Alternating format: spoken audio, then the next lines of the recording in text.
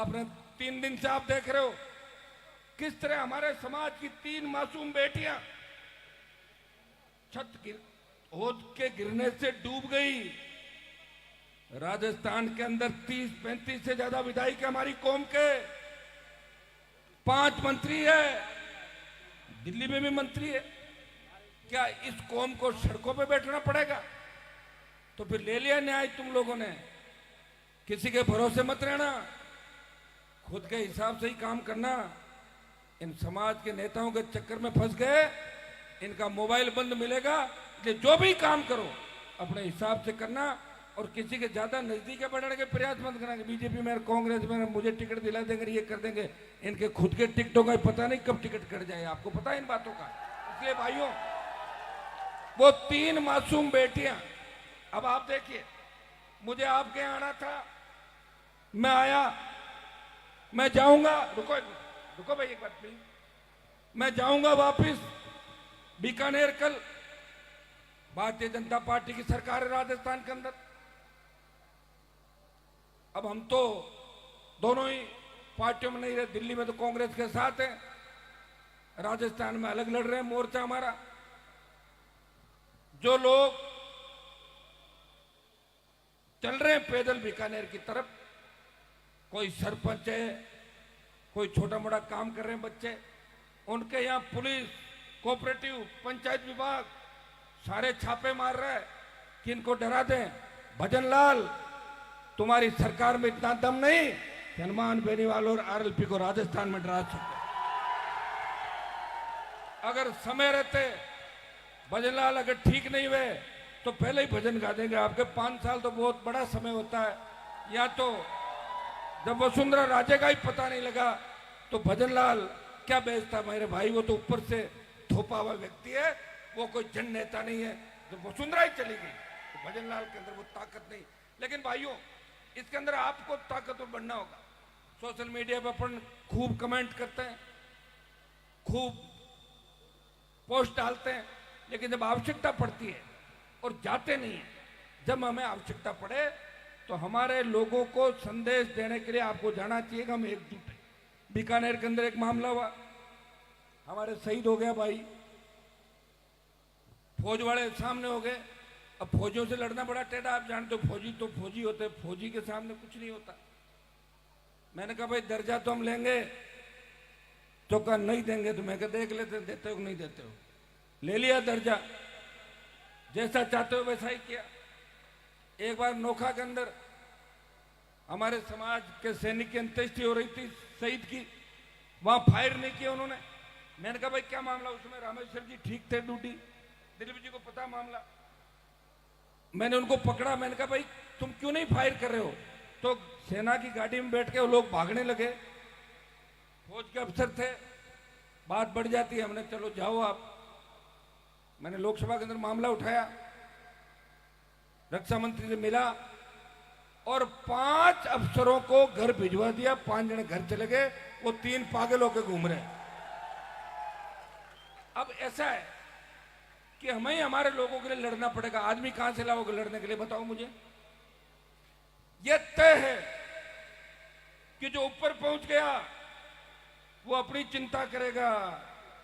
धनखड़ साहब राष्ट्रपति बनना चाहेंगे, इसलिए वो बंद कमरे में अगर उनको जाना पड़े तो आपकी कोई बात नहीं सुनेंगे। हम इससे सुन रहे हैं कि अभी हमें सत्ता का मोह नहीं लगा। अगर 5 साल सरकार में रह जाते तो हनुमान बेनीवाल भी अभी आपके बीच दाढ़ता नहीं, किसी कोने के अंदर बैठा मिलता। इसलिए भाइयों, आप साउथ के अंदर हो, हैदराबाद के अंदर हो, जहां तेलंगाना, आंध्र प्रदेश और पूरे साउथ की राजनीति आप लोग देख रहे हो। यहां पार्टियों का पता ही नहीं लगता कि कांग्रेस बीजेपी 5 और 6 नंबर पर पड़ी है। कितनी क्षेत्रीय पार्टियां साउथ ने दी देश के अंदर, और व्यवस्थाओं के खिलाफ साउथ के लोग लड़े, ये डरे नहीं। भारतीय जनता पार्टी ने पूरे देश पे कब्जा कर लिया होगा, लेकिन साउथ पे बीजेपी कब्जा नहीं कर पाई। यहाँ के लोग लड़ाके मजबूत है और अपनी बात के साथ चलते हैं। तो ये कोई धर्म की आड़ में भी चलने वाले लोग नहीं। मैं आपको एक ही आह्वान करूंगा, हम हमारे लोगों को हमारी संख्या जो है देश के अंदर, उस अनुपात के अंदर जहां वोट डालते हैं देखना चाहते हैं। शायद 52 से लेकर पहला मंत्रिमंडल है देश का, जिसमें एक भी कैबिनेट मंत्री हमारा नहीं है क्या कोई कैबिनेट मंत्री? और आप तो कह रहे थे दिल्ली में मुख्यमंत्री बन जाएगा हमारा, सारे सारे जाके वोट डाला है वो बन गया मुख्यमंत्री। क्या होता है मुख्यमंत्री बताओ? कोई पोस्ट, संवैधानिक पोस्ट तो होती नहीं, इससे राजी हो लो, अपने हाथ में तो लास्ट में ही मिलना है। इसलिए मैं कह रहा हूं भाई, आपको क्या चाहिए? आपको तो नाचने वाला चाहिए। मेरे सामने जीता है ना खींवसर में भी, तो भंवर जी मेरे उसमें क्या अंतर है? ये ज्यादा नाचते हैं बढ़िया। ऐसा समय आएगा कि लड़ने वाले और मजबूत, मेरे को लग रहा है 5-6 एमएलए तो यहां बैठे हैं इनमें से। अरे बच्चों कहां से कह रहे हो? इस लोकसभा के अंदर 60-70 से ज्यादा एक्टर और कलाकार हैं। पार्टी टिकट देती है हेमा मालिनी, अब उनको थोड़ी वो किसी को जानती है। ऐसे 50-100 होंगे। पार्टी टिकट देती है, जिस पार्टी की लहर चलती है जीत जाते हैं। जब मेरे सामने सारे लोग एकजुट होके चुनाव भंवर जी को जीता सकते हैं, ये भंवर जी हो गए और क्या भाई? अब आपको कैसा उम्मीदवार चाहिए, कैसा आप चाहते हो वो तो आप ही जानो।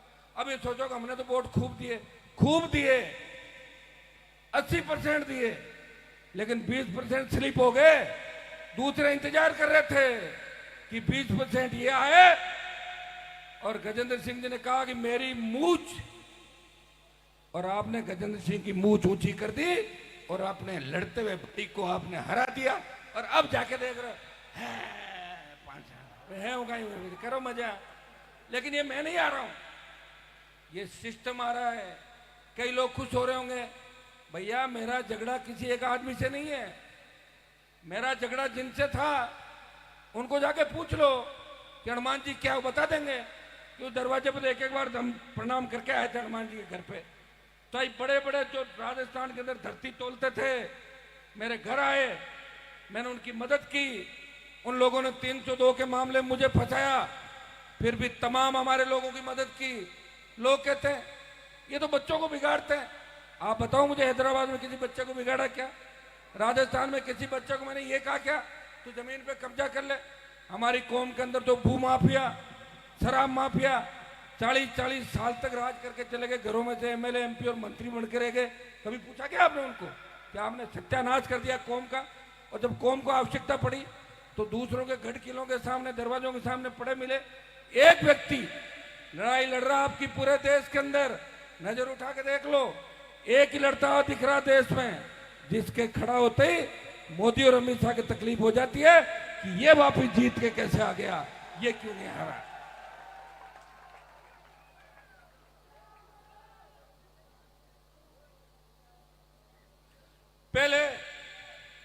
पहले हम लोग फॉलो करते थे हरियाणा उत्तर प्रदेश को। हरियाणा यूपी से जो राजनीति चलती थी, राजस्थान के लोग वो झंडा उठाते थे, और हरियाणा उत्तर प्रदेश के हमारे बड़े नेता, हमारे नेता थे निश्चित रूप से चौधरी चरण सिंह जी, चौधरी देवीलाल जी ने बहुत बड़ा काम कौम और किसान के लिए किया। लेकिन भाइयों, जब किसान आंदोलन चला, ये हमारे प्रमुख साहब बैठे हैं पूंजी जोधपुर के, हम साथ ही थे, गठबंधन में प्रचार करके गए सब। मेरा किसान आंदोलन में जब देश के किसानों को आवश्यकता थी कि कौन किसान का बेटा इस किसान आंदोलन में मोदी की सत्ता को ठोकर मार के साथ देखा, जब पूरी इंडिया के अंदर नहीं दिखा, तब हरियाणा, पंजाब, यूपी के किसान नेताओं ने कहा हनुमान जी